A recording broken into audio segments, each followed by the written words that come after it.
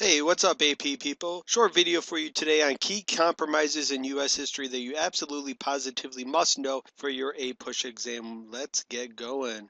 All right, we're going to start in the beginning with the Constitution back in 1787. There will be two key compromises you must know. The first is the Great Compromise, and the issue with the Great Compromise was how would representation in Congress be determined? And there were two views that went into the Great Compromise. The first is the small state plan or the New Jersey plan.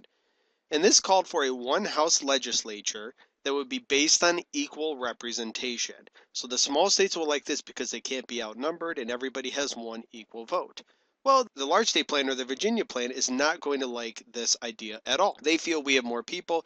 Why should every state just have one vote? So they proposed a bicameral or a two-house legislature where representation would be based on populations. So these are two completely different views, and each the large states and the small states will dislike their other plan.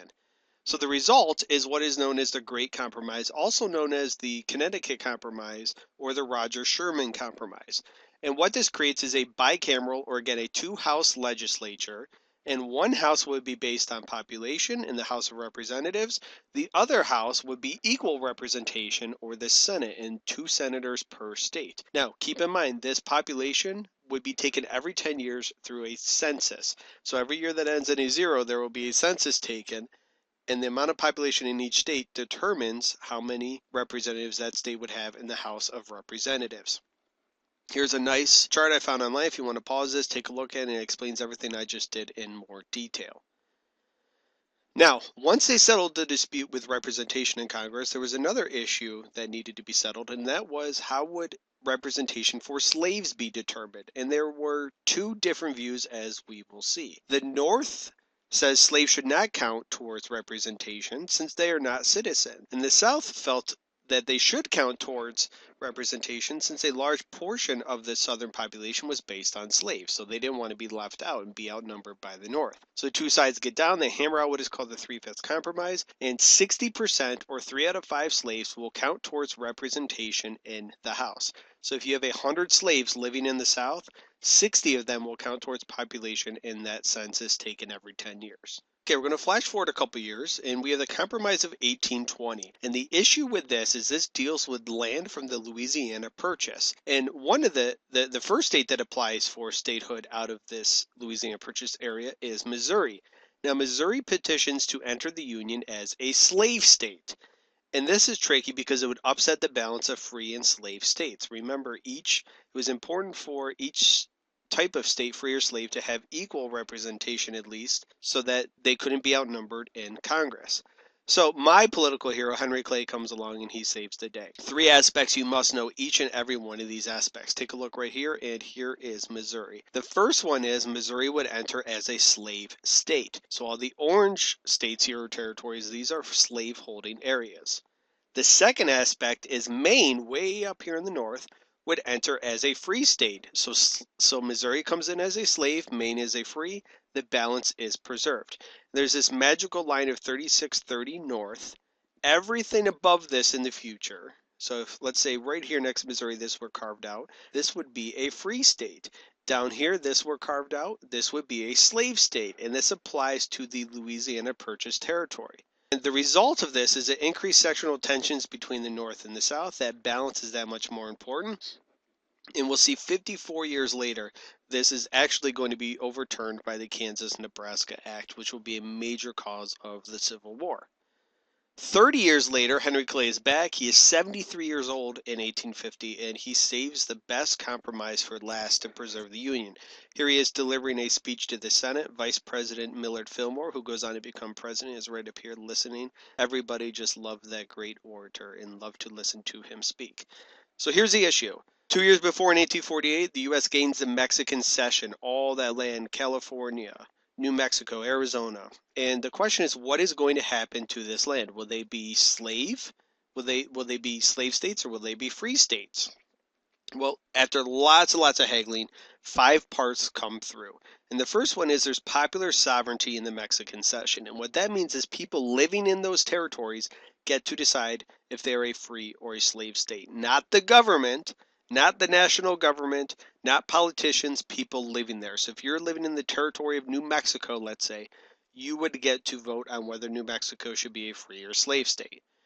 The other addition, and this is what really upsets the North, is there is a fugitive slave law, a more harsh fugitive slave law. This leads to things like personal liberty laws in which the North does not want to enforce it because it requires them to be very active.